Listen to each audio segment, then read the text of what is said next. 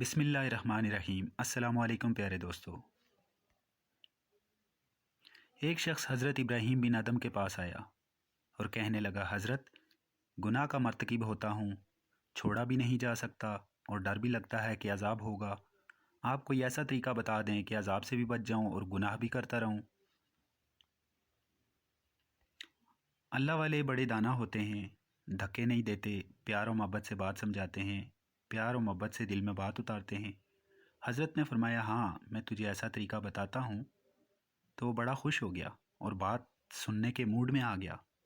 کہنے لگا کہ حضرت وہ کون سا طریقہ ہے کہ میں گناہ بھی کرتا رہوں اور عذاب اور سزا سے بھی بچ جاؤں؟ آپ نے فرمایا، پہلی تجویز تو یہ ہے کہ اگر گناہ کرنا ہے تو اللہ رب العزت کی نگاہوں سے اوجھل ہو کر لیا کرو۔ اب وہ سوچنے لگا اور کہنے لگا، حضرت یہ کیسے ممکن ہے کہ میں اللہ رب العزت کی نگاہوں سے اوجھل ہو کر گناہ کروں؟ یہ تو ممکن ہی نہیں۔ حضرت نے فرمایا، دوسری تجویز یہ ہے کہ تم رزق کھانا چھوڑ دو۔ اللہ سے کہہ دینا، نہ تمہارا کھانا کھاتا تھا اور نہ تمہاری بات مانتا تھا۔ اس نے کہا، یہ کیسے ممکن ہے کہ میں کھانا کھانا چھوڑ دوں؟ پھر میں زندہ کیسے رہوں گا؟ حضرت نے فرمایا، پھر تیسری تجویز یہ ہے کہ زمین اور آسمان کا مالک اللہ رب العزت ہے، اس میں اسی کی حکومت اور بادشاہی ہے، اور بادشاہ کے ملک میں رہ کر اس کی نافرمانی کرنا ٹھیک نہیں ہے، لہٰذا اس سے باہر نکل کر نافرمانی کرو۔ کہنے لگا، حضرت یہ بھی نہیں ہو سکتا۔ چوتھی تجویز۔ فرمانے لگے، اچھا ایک اور طریقہ بتاتا ہوں، وہ یہ ہے کہ جب ملک الموت آئیں روح قبض کرنے تو انہیں کہہ دینا کہ تھوڑا سا انتظار کر لو، میں توبہ کر لوں۔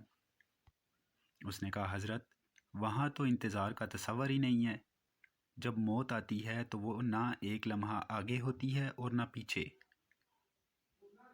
پانچویں تجویز۔ فرمایا، ایک طریقہ اور بتاتا ہوں، وہ یہ ہے کہ جب قبر میں تم کو دفن کر دیا جائے اور منکر نکیر تم سے سوال پوچھنے آئیں تو تم ان سے کہہ دینا کہ بغیر اجازت اندر کیوں آئے ہو۔ اس نے کہا، حضرت میں ان کو کیسے منع کر سکتا ہوں؟ چھٹی تجویز۔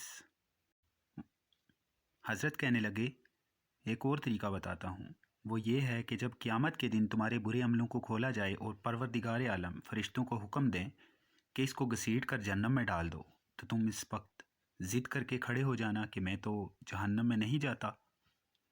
اس نے کہا، حضرت میری کیا حیثیت کہ میں فرشتوں کے سامنے ضد کر کے کھڑا ہو جاؤں؟ میری تو کوئی حیثیت نہیں۔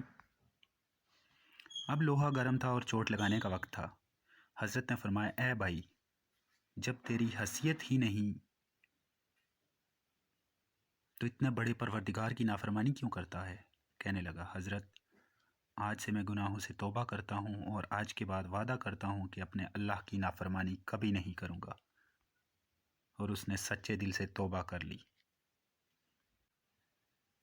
امید کرتا ہوں آج کی ویڈیو تمام دوستوں کو پسند آئی ہوگی۔ کمنٹ سیکشن میں اپنی رائے سے ضرور آگاہ کیجیے گا۔ مزید اچھی ویڈیوز کے لیے ہمارے چینل کو سبسکرائب کریں اور ساتھ موجود بیل آئیکن کو پریس کر دیں۔ دعاؤں میں یاد رکھیے گا، اپنا خیال رکھیے گا۔ اللہ نگہبان۔